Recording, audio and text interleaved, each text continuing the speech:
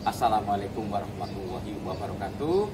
Saya saat ini sedang bersama seorang polisi anggota Polri, Aibtu Zainuddin Renggur. Namanya keren nih. Nah, beliau adalah Babin Kamtibmas Simpang 4 ya, Polres Banjar, Polda Kalimantan Selatan. Nah, beliau dikenal sebagai polisi yang sangat peduli terhadap perlindungan anak, ya, kegiatan tentang anak di mana-mana, ya. Kemudian pada Juli 2023 yang lalu, Pak Zainuddin ini mendapatkan anugerah KPAI sebagai tokoh inspiratif peduli anak. Nah, kayak apa videonya? Nah, kita saksikan dulu video saat Pak Zainuddin menerima anugerah dari KPAI. Kita simak videonya. Penerima anugerah KPAI 2023 kategori tokoh inspiratif peduli anak adalah Aibda Zainuddin Renggur selaku Babin Kamtibnas Polsek Simpang 4 Polres Banjar Provinsi Kalimantan Selatan. Pol Dr. Andes Wahyu Widada, MPhil, untuk naik ke atas panggung dan memberikan piagam kepada pemenang. Silakan, Pak.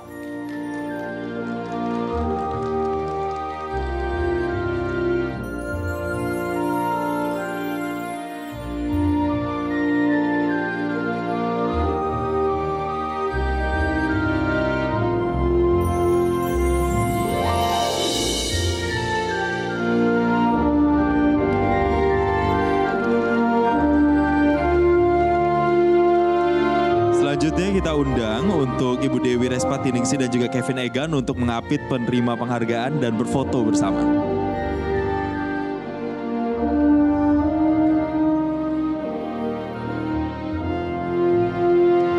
Ya, inilah kategori tokoh inspiratif peduli anak. Kita berikan tepuk tangan sekali lagi Bapak Ibu sekalian dalam anugerah KPAI 2023.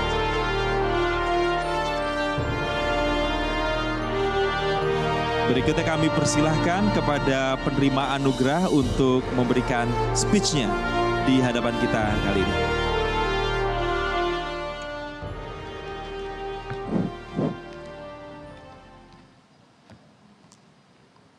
Ucapan terima kasih saya kepada pemerintah provinsi yang sudah memfasilitasi kegiatan ini. Saya berada di tempat ini, kepada Bapak Kapolsek yang saat ini juga hadir berada di sini. Lebih khusus, saya menyampaikan terima kasih dan penghargaan setinggi-tingginya kepada institusi kepolisian negara Republik Indonesia, kepada Bapak Kapolri, kepada Bapak Kapolda Kalimantan Selatan, kepada Bapak Kapolres Banjar yang telah memberikan saya kesempatan selama 7 tahun terakhir menjadi seorang Babin Kamtibmas. Karena dari Babin Kamtibmasnya itulah saya memiliki ruang dan waktu untuk bisa memberikan pelayanan yang maksimal, berikan pengayoman kepada masyarakat, khususnya di wilayah binaan saya. Terima kasih. Wassalamualaikum. Pak Zainuddin, apa kabar, sehat, Pak? Alhamdulillah sehat, Pak. Jadi gimana perasaannya, Pak, mendapatkan penghargaan dari KPAI sebagai tokoh inspiratif peduli anak? Wah, kalau pribadi saya sangat luar biasa, Pak. Saya sangat senang dalam arti satu apresiasi dari pemerintah dalam hal ini KPAI. Itu luar biasa, Pak. Saya tidak pernah membayangkan sebelumnya. Oke, terus makna dari penghargaan itu apa, Pak? Maknanya adalah saya merasa dihargai apa yang saya lakukan. Kemudian kedua, maknanya adalah bagaimana kita memperjuangkan sesuatu yang memiliki nilai positif sehingga berdampak kepada masyarakat, khususnya anak-anak yang ada di wilayah kami. Oke, terus Pak, Bapak banyak melakukan kegiatan terkait dengan anak, ya. Misalnya salah satunya adalah membuat perpustakaan keliling untuk anak-anak, Pak. Bisa diceritakan mulai kapan dan bagaimana itu cara keliling membagikan buku-buku atau meminjamkan bahan bacaan untuk anak-anak? Jadi sebenarnya ini bermula ketika saya ditugaskan sebagai seorang Babin Kamtibmas, Pak, di Desa Cabi, Kecamatan Simpang 4, Kabupaten Banjar. Di sana kita melihat permasalahan yang sedang kita hadapi saat ini adalah bagaimana anak-anak ini menggunakan gadget yang luar biasa. Dampaknya gadgetnya pun kan luar biasa. Jadi untuk mengimbangi. Untuk mengimbangi atau ada pilihan lain selain memegang gadget. Mereka juga punya kewajiban untuk belajar dan juga masalah membaca, minat baca. Nah, oleh sebab itu maka kemudian saya berpikir bagaimana caranya sehingga anak-anak ini bisa juga memiliki kesempatan untuk membaca buku. Terus pakai motor, Pak? Kami menggunakan sepeda motor Babin Kamtipmas. Ini saya waktu itu sempat keluar ide, wah ini sepeda motor Babin Kamtipmas ini kan ada boxnya tuh Pak di belakang. Sayang kalau kemudian box itu kosong atau kan? hanya diisi dengan makanan. Hanya diisi dengan makanan contohnya. Alangkah baiknya kita masukkan Okay. literatur di dalam box itu. Oke, terus bukunya dari mana Pak? Kalau untuk bukunya kami dari diri sendiri ya, dari penyisihan gaji kami beli buku, kemudian juga ada buku bekas dari yang dimiliki oleh anak kami waktu dia bersekolah dulu, kemudian kami memberikan. Oke, terus apa saja tuh bukunya gitu? Saya lebih fokus kepada buku bacaan, buku cerita. Karena kita merubah kebiasaan anak ini tidak mungkin kita langsung memberikan sebuah tanggung jawab yang besar. Ya. Jadi kita memberikan buku-buku yang inspiratif lah ya. Buku-buku inspiratif. Kalau buku-buku pelajaran barangkali di sekolah mungkin sudah ada ya Pak. Ya. Oke, terus bagaimana nih cara membujuk, merayu anak-anak supaya mau baca gitu? Kan kita tahu lah mereka saat ini juga banyak yang bosan membaca karena lebih sering main handphone begitu Pak. Langkah pertama yang kita buat di wilayah kami ini adalah bagaimana membuat anak itu sayang sama polisi atau suka sama polisi. Itu tanggung jawab yang pertama. Yang dalam konteks kan selama ini apalagi di kampungnya orang kalau anak-anak itu lihat polisi itu gimana gitu kan. Nah, kemudian saya merangkul mereka dengan permainan-permainan yang ringan dulu awal-awalnya. Kita ajak mereka ngobrol. Nah, dari situ kemudian baru kita melaksanakan DDS atau door to door system. Nah, pada saat door to door system itulah kemudian kita kumpulkan anak-anak itu di dalam satu tempat, kemudian kita baca, ayo baca buku, siapa yang bisa nanti membaca pertanyaan mendapat hadiah. Oh, oke. Apa hadiahnya Pak? Hadiahnya tidak besar Pak, kadang kita membawa snack, kadang kita membawa alat tulis, kadang bawa buku, ya seperti itu Pak. Itu dari tahun berapa Pak? Dari tahun 2017 sampai dengan saat ini. Kira-kira sudah berapa desa yang Bapak datengin kunjung itu? Saya kalau untuk desa sesuai dengan kewenangan saya atau tugas saya itu ada kurang lebih sekitar 8 desa. 8 dan desa, 8 desa ini sudah kami datangi satu persatu. Oke, menurut itu terus Pak ya, masih terus berlanjut. Nah, ini juga ada kegiatan PATBM ya, Perlindungan Anak Terpadu Berbasis Masyarakat. Bisa diceritakan apa itu Pak? PATBM atau Perlindungan Anak Terpadu Berbasis Masyarakat ini adalah satu program dari Kementerian PPA. Dalam hal ini kalau saya bekerja sama dengan Dinas P3A Kabupaten Banjar. Di sana saya menarik dengan program ini karena dia fokus kepada perlindungan anak. Kemudian kegiatannya adalah bagaimana kita meyakinkan kepada pemerintah desa untuk membentuk forum PATBM ini di desanya masing-masing. Desa-desa ya. Nah, memang kendala kita pada saat itu adalah masalah anggaran, karena pembentukan kegiatan itu anggaran. Tapi saya mengatakan, saya beserta keluarga saya, tidak usah mikir anggaran, karena kami yang akan bekerja. Nah, sehingga sampai dengan saat ini di desa binaan saya itu ada 3 desa Pak yang sudah kami bentuk forum perlindungan anak terpadu berbasis masyarakat. Oke, terus apa aja kegiatannya? Kegiatannya itu meliputi kalau untuk kan ini ada 2 ya. Yang satu itu PATBM atau Perlindungan Anak Terpadu Berbasis Masyarakat, yang satunya adalah Forum Anak Desa. Nah, itu. Jadi ini kegiatan hampir bersamaan, tapi kalau PATBM itu kita bagaimana merubah kebiasaan orang tua dalam rangka pola asuhnya. Nah, kita melakukan sosialisasi bagaimana mereka bisa melindungi anak-anak mereka. Kesulitannya apa tuh Pak?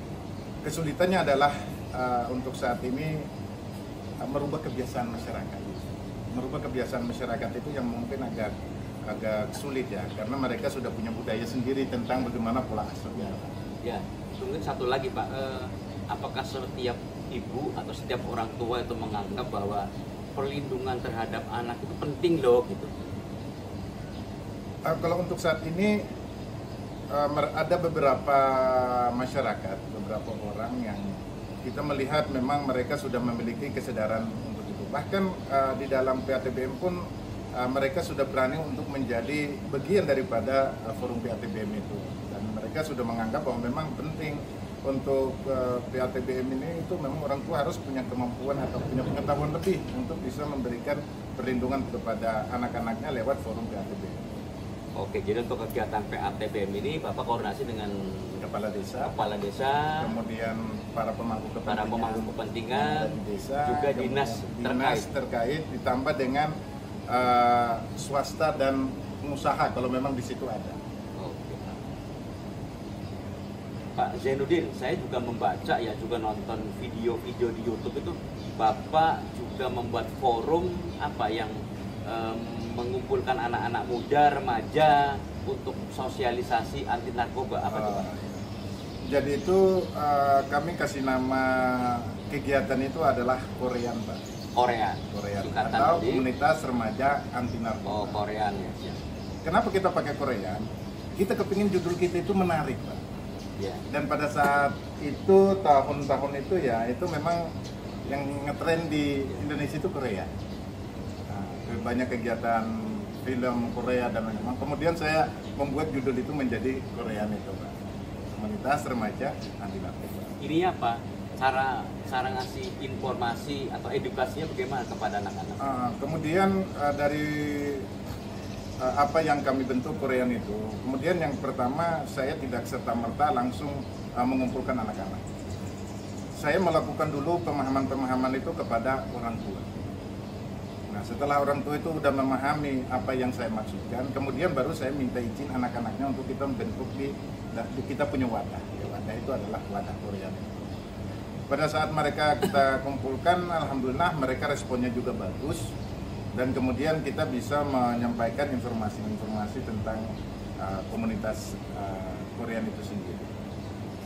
Gimana tentang keberadaan anak-anak sendiri khususnya di desa tersebut atau di kecamatan tersebut mengenai narkoba kan, apakah banyak kasus atau bagaimana Pak? Iya, terima kasih. Jadi sebenarnya kalau untuk di wilayah kita itu sebenarnya Pak bisa nanti kita lihat data di Polres atau Polsek ya. Sebenarnya kalau narkoba itu belum terlalu banyak. Justru karena belum banyak inilah kemudian saya harus membuat saya harus melakukan pencegahan dalam bentuk forum-forum yang kita bangun sehingga anak-anak itu memiliki pengetahuan tentang narkoba ini. Oke, tentu Bapak memilih format kegiatan mungkin dalam bentuk olahraga bersama atau seni atau apa yang Bapak pilih apa tuh? Jadi kegiatan itu ada beberapa cara ya yang kami gunakan. Yang pertama adalah sosialisasi langsung baik itu di forum maupun di tempat mereka sekolah. Yang kedua adalah kita menciptakan kegiatan Pak. Kita beredukasi dengan berbagai pihak.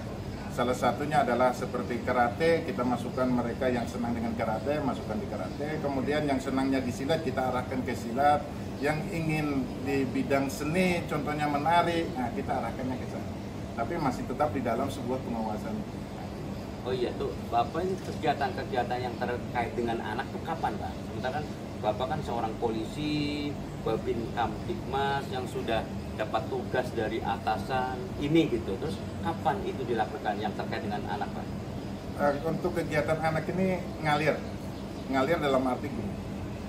Saya yang penting yang pertama jangan sampai mengganggu tugas saya sebagai seorang anggota Polri. Selebihnya dari itu adalah waktu untuk melayani anak. Bagaimana dengan keluarga?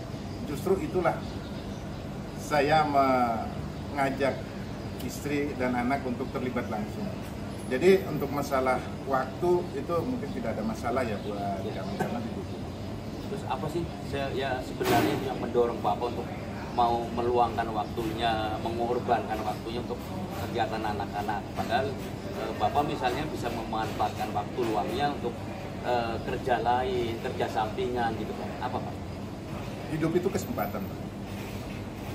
Orang hidup itu karena ada punya kesempatan. Maka janganlah sia-siakan kesempatan itu ketika kesempatan itu ada. Kita boleh berbicara untuk diri pribadi kita, kita bisa mencari makan, mencari hal-hal lain untuk kepentingan pribadi kita. Tapi jangan sampai kita lupakan bahwa kita punya hak juga untuk memberikan pengetahuan dan bisa bermanfaat buat orang lain. Bapak punya anak berapa? Saya punya anak satu. Oke. Terus dukungan dari atasan Pak gimana? Alhamdulillah dukungan dari atasan sampai dengan saat ini dari sisi pekerjaan tidak ada masalah. Mereka selalu, karena laporan saya pun setiap kegiatan saya selalu saya laporkan. Walaupun itu di luar jam dinas, tapi saya sebagai anggota Polri, maka saya harus tahu batasan-batasan mana yang harus. Dan saya melaporkan sampai ke jenjang, bahkan sampai di Mabes Polri Pak, kegiatan-kegiatan saya itu sampai di Mabes Polri. Oke, terus Pak, untuk melakukan pembinaan terhadap anak-anak dan juga masyarakat kan tentunya butuh pengetahuan, kemampuan tambahan. Terus Bapak dapatnya dari mana? Apakah baca atau bagaimana? Pertama pengalamannya. Jadi ilmu yang paling bagus itu pengalaman. Kita melihat di media, cetak dan macam-macam. Kemudian kita melihat orang lain melakukan hal yang sama. Ditambah dengan kita membaca literatur. Seperti dinas PPA itu pun saya minta, Pak, tekniknya gimana sih kalau masalah anak ini, karena saya ini agak kurang ngerti nih. Nah, kemudian beliau-beliau yang memberikan pengetahuan-pengetahuan, bahkan saya beberapa kali juga ikut kegiatan dengan PPA Kabupaten Banjar. Nah, disitulah pengetahuan saya untuk bisa memberikan pengalaman atau pengetahuan itu kepada anak-anak yang ada di desa. Oke, satu lagi penerimaan masyarakat dan juga anak-anak terhadap Bapak gimana? Yang pakai polisi gitu gimana? Alhamdulillah luar biasa. Saya saat ini termasuk polisi yang beruntung karena respon masyarakatnya luar biasa. Dan alangkah baiknya Pak, mungkin kapan-kapan kalau nanti ada kesempatan di lain waktu Pak, kita bisa saya ajak ke tempat saya supaya bisa melihat sendiri. Nanti kirain wah ini ngobrol jadi pengbohongan. Ya. Satu lagi juga apa sih dulu yang membuat atau memotivasi Pak Zainuddin untuk jadi polisi ya Pak? Pengen hebat atau gimana? Yang pasti saya dulu kepingin jadi polisi itu pertama karena latar belakang kehidupan dan ekonomi. Selain daripada polisi itu bagi kita itu gagah ya, hebat gitu. Tapi yang pasti ya saya waktu itu kepingin jadi polisi itu pertama saya kepingin punya pekerjaan. Karena saya harus menghidupkan keluarga itu. Alhamdulillah diterima sebagai anggota Polri dan itu terima kasih. Oke, terus pandangan Bapak tentang anak gimana? Pandangan saya tentang anak untuk saat ini memang harus banyak hal yang dilakukan oleh seluruh stakeholder yang ada di dalam sebuah sistem pemerintahan, khususnya di wilayah saya. Karena anak itu membutuhkan sebuah perhatian. Dan kalau kita melihat mereka ini kan tidak punya ruang untuk mau berbicara. Mereka tidak punya kesempatan untuk menyampaikan keinginan. Karena dalam konteks yang tadi saya bilang ini masalah budaya. Kadang anak itu tidak dianggap kamu ini belum bisa loh, kamu belum bisa ngomong, kamu belum bisa menyampaikan sesuatu. Nah ini yang kita agak kesusahannya. Makanya harus ada sebuah pemikiran bersama untuk merubah mindset berpikir kita. Berikanlah kesempatan kepada anak-anak ini supaya mereka tumbuh kembang dengan baik. Nah itu saya lihatnya seperti itu. Oke, terus Bapak kan keliling ya, sering tiap hari kan keliling tuh ke kampung-kampung, ke desa-desa. Kalau misalnya Bapak naik motor itu, kira-kira apa yang misalnya Bapak anak-anak atau warga itu manggil-manggil atau gimana tuh? Iya, jadi saya biasanya kalau untuk di desa binaan saya itu anak-anak itu ya bahkan kalau mau jujur sih ya yang belum sekolah aja pun kenal. Karena nama saya di desa itu bukan lagi Zainuddin Pak. Biasa anak-anak panggilnya Pak Jai. Pajai. Oh Pajai ya. Pajai gitu ya. Jadi mereka itu tidak sungkan kalau seandainya saya lewat langsung dia, Pak sebentar Pak. Terus cuman sekedar untuk jabat tangan aja dan udah. Gimana? Baik, udah saya lanjutkan lagi. Jadi di anak-anak di mata anak-anak ke bawah sudah akrab lah ya, dekat lah ya gitu kan. Bukan sebagai sosok yang menakutkan. Bukan lagi sebagai sosok yang menakutkan. Oke, Pak Zainuddin, saya juga baca tuh Pak Zainuddin juga membina karate bersama istri. Gimana ceritanya Pak? Jadi karate itu dibentuk di tahun 2017. Sebenarnya kegiatan itu sama dengan yang forum tadi itu perpustakaan ya. Kemudian Korea itu hampir bersamaan dalam tahun yang sama. Jadi karate ini juga kita latar belakangnya adalah anak-anak desa ini sebenarnya kalau dilihat dari sisi kemampuan, mereka mampu, cuma mereka tidak punya kesempatan. Dan mungkin nggak ada ruang atau ya? Tidak ada ruang. Sehingga dengan ilmu yang dimiliki oleh anak dan istri saya, kemudian anak Bapak? Umur berapa tuh, Pak? Umur anak saya saat ini 19 tahun. Sama istri? Sama istri, kemudian kita diskusi gimana, ini kan kita udah punya program nih perpustakaan. Tapi kalau perpustakaan kan kesannya kan saya yang jalan ya kan. Nah, gimana kalau seandainya ilmu kalian itu kita berikan kepada anak-anak yang ada di desa. Nah, terus kemudian pada saat kita melakukan kegiatan di desa, kita diskusikan dengan anak-anak, ternyata mereka luar biasa senangnya. Ya udahlah, saya bilang silakan masuk di karate, nanti diajari sama ibu dan kakak, dan kalian tidak usah membayar, pokoknya semuanya gratis. Oh, jadi yang lebih banyak berperan sebagai pelatih itu yang memberi ini ibu dan anak Bapak. Dan anak. Saya ibu ini memang ibu sebelum menikah dengan saya sebenarnya dia sudah atlet juga, atlet karate juga, bahkan sampai masuk di Praponda. Kemudian habis itu masuk di Kalimantan sini, kemudian dia menambah lagi sabuknya lagi. Jadi sekarang dia sudah dan 3. Oke, itu apa sih targetnya, Pak? Target kami adalah bagaimana anak-anak ini bisa berkompetisi di tingkat kabupaten, provinsi, bahkan nasional. Itu target kami. Selain pembinaan mereka agar tidak terhindar, dari hal-hal yang negatif, Pak ya? Ya, itu Pak. Pesertanya, Pak, siapa aja, Pak? Pesertanya sekarang kurang lebih sekitar 50 anak. Latihannya seminggu? Latihannya 1 minggu 2 kali, hari Sabtu dan hari Minggu. Itu kalau yang normal. Tapi pada saat ada kejuaraan, ada event-event, ya ini tambahin. Kami yang mengalah harus ke desa. Oke. Terus apakah dari peserta itu ada yang sudah keluar ikut juara yang apakah tingkat kabupaten atau provinsi? Alhamdulillah, kalau untuk anak-anak, karena memang prinsip kami kemarin itu setelah membentuk dojo, kami kepingin dojo kami ini menjadi dojo prestasi. Kami kepingin memberikan sebuah gambaran kepada orang tua bahwa kegiatan ini bukan sekedar cuman hippie-hippian, bukan. Tapi kami akan membawa anak bapak ibu ini menjadi orang-orang yang ya lebih baik. Dan saat ini mulai kalau untuk kejuaraan itu Pak, itu anak-anak kami sudah dapat prestasi di tingkat kabupaten, kemudian provinsi, bahkan ada yang sudah di tingkat nasional. Kalau O2SN tiap tahun kami kirim atlet. Jadi apa, bayar nggak tuh Pak? Gratis. Gratis ya, untuk para peserta ya? Semuanya gratis. Oke, terus dalam kegiatan-kegiatan itu nggak ada yang bayar, nggak pungut biaya, terus dana itu Bapak dari mana? Ya Alhamdulillah, sebenarnya kalau kita kan niatnya adalah kerja ibadah. Kalau niatnya kerja ibadah berarti kan tidak boleh dong kita mengharapkan sesuatu dari masyarakat atau dari anak-anak. Kami menggunakan rezeki yang kami miliki, yang kami punya.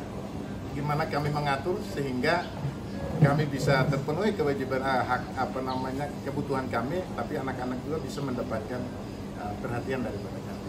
Jadi itu semua dari gaji kami. Baik, terus apalagi kira-kira yang rencana Bapak ke depan, ini sudah ke depan apa nih yang membuat anak itu tidak bosan tetap bersama Bapak untuk dalam rangka pembinaan, perlindungan dan sebagainya?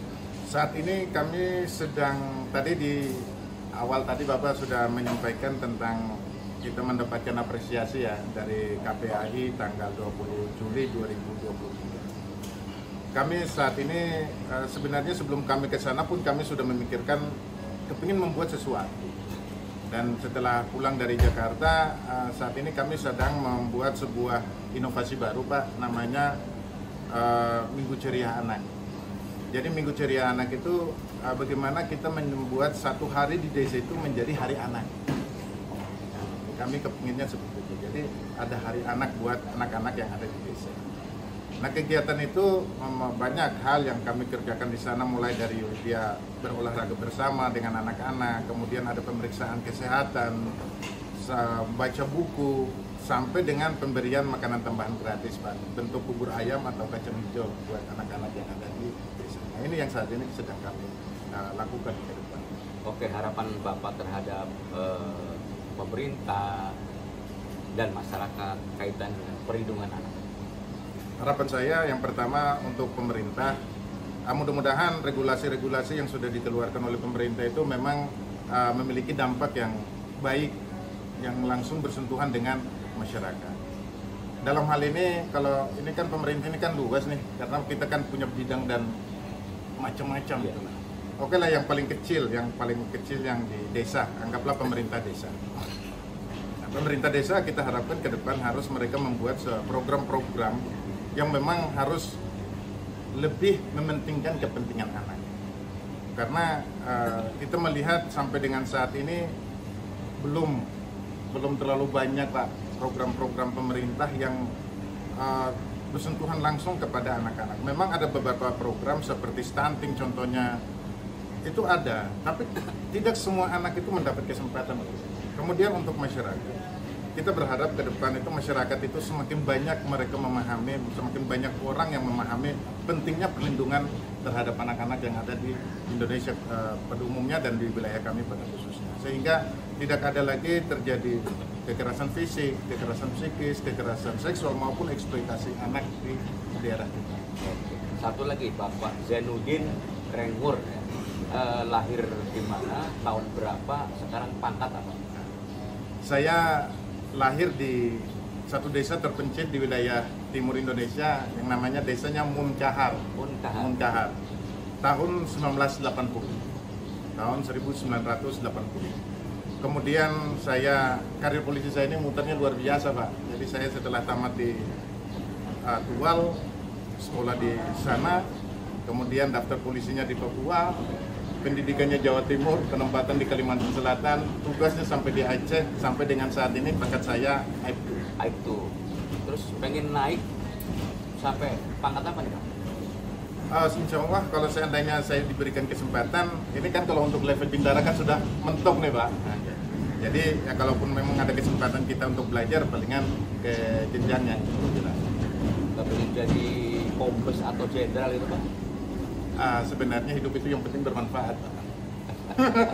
Jadi bagi kami pangkat jabatan itu adalah rezeki, tapi yang paling penting adalah bisa bermanfaat bagi banyak orang. Tapi kemarin sudah di acara KPAI sudah salaman, ketemu dengan foto bersama dengan Jenderal Bintang 3 Pak Kabar Eskrim. Gimana kesana Pak? Alhamdulillah, saya seumur-umur saya sejak di anggota Polri ya saya nggak pernah berjabat tangan sama Jenderal Bintang 3, dan alhamdulillah dengan program, dengan kegiatan yang kami lakukan bisa ketemu dengan beliau-beliau. Ada pesan yang beliau sampaikan ke Bapak? Pesan beliau adalah terus berbuat baik. Oke, baik Pak Zainuddin ya, Pak Aibtu Zainuddin Rengur ya, polisi anggota Polri, Babin Kamtipmas Simpang 4 ya, Kabupaten Banjar, Polda Kalimantan Selatan. Terima kasih atas waktunya. Insya Allah obrolan saya dengan Pak Zainuddin bermanfaat untuk kita semua, bermanfaat untuk anak-anak Indonesia.